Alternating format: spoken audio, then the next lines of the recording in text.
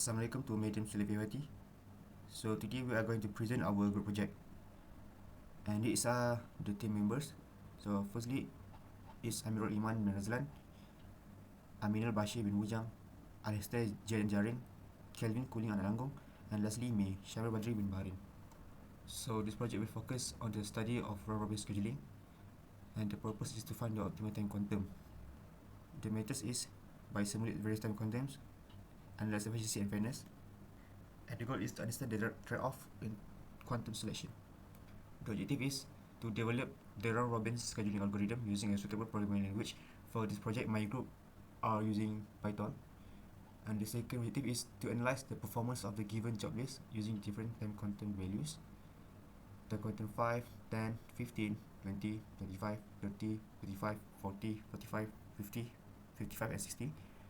And the third objective, to measure and compare the turnaround time, waiting time of the processes, and the number of interrupts incurred during the execution of the processes for each time quantum.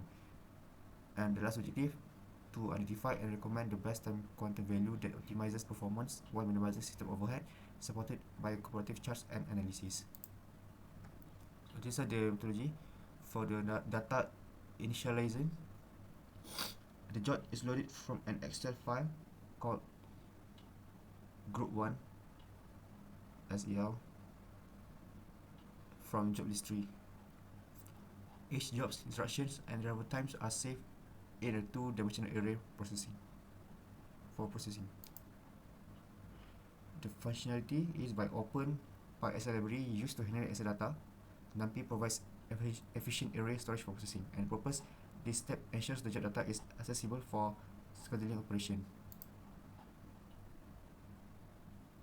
The round-robin algorithm implementation. Robin algorithm is a function that schedules jobs using a circular queue. Each job is processed in the data it arrives with a certain limit for execution. In the explanation, initialization for variables like arrival time, CPU-ins, context switch, and CPU cycle. Arrival handling determines which jobs are ready to execute. Job queues manage jobs that are waiting for CPU or I/O operations. Switcher and context tracking keep track of when context transition occur. And for the next slide, I will pass it to my team members. In order to calculate the total CPU time, we implement a function that determines the total CPU time required for each job by adding the execution times of all CPU instructions. And lastly is the metrics calculation. After all the jobs have been processed in the function before, the metrics such as turnaround time and waiting time are also calculated after the CPU time with the function shown below. And as for the displaying of the results from the calculations we have explained beforehand, the results are displayed in a tabular format, which means it is displayed in a table using the text table library in Python, which adds clarity to the results display. And this also provides a readable summary of essential metrics such as completion time, turnaround time, and waiting time for all the jobs that we've calculated before. Hi, thank you for the previous presenter. I am Kelvin. I will presenting the result of each quantum. Now, we will analyzing the result obtained from the testing over the various time quantum values. As is shown in the table, the average turnaround time decreased dramatically as the quantum values increasing. It shows a similar pattern with the average waiting time, as well as the number of the interrupted, where it reduced repeatedly with the larger quantum values. This trend highlights the trade-off in the round-robin scheduling. The smaller quantum result in the frequent context switching, leading to the higher overhead. The larger quantum reduced context switching overhead, but may lead to the slightly increased waiting time and turnaround time due to the convoy effect, where the long-running job delays shorter ones. Now, let's take a look at this slide. We are using the combination of line and bar graph to represent the data. The blue line represents the average turnaround time, while the orange line represents the average waiting time. Both metrics show a steady decline as the time quantum increases, particularly in the range of 5 milliseconds and 30 milliseconds. Beyond 30 milliseconds, the metric stabilizes and even higher,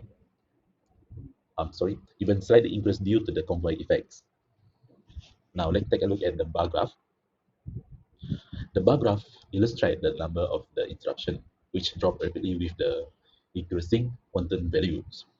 At smaller quantum like 5 milliseconds, the frequency context switching lead to the higher number of interrupt, which is 16,794, where at a 60 millisecond, it decreased significantly to the 1,374 interruption.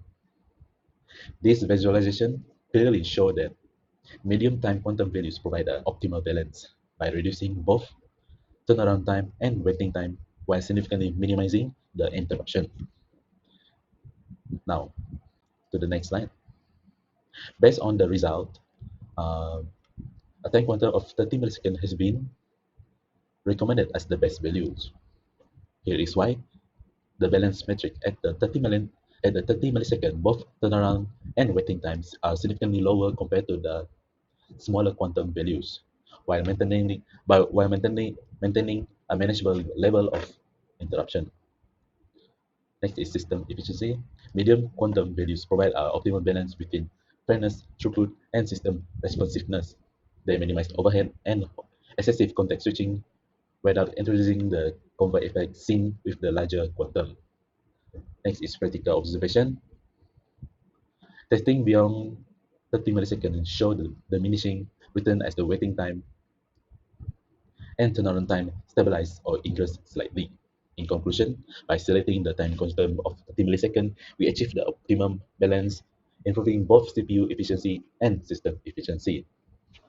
Next, I will pass it to the next presenter. Thank you very much. Now we're moving on to the conclusion. Round-robin scheduling studied to determine ideal time quantum. Significant impact of time quantum on system performance, turnaround time, waiting time, and context shift frequency. We clearly saw that medium range time quantum example between 30 to 40 ms is achieve an optimal balance of responsive and efficiency. This range reduces turnaround and waiting time while lowering context switching overhead, making it most practical choice in real-life world application. So this is our conclusion for this project. Alright, thank you.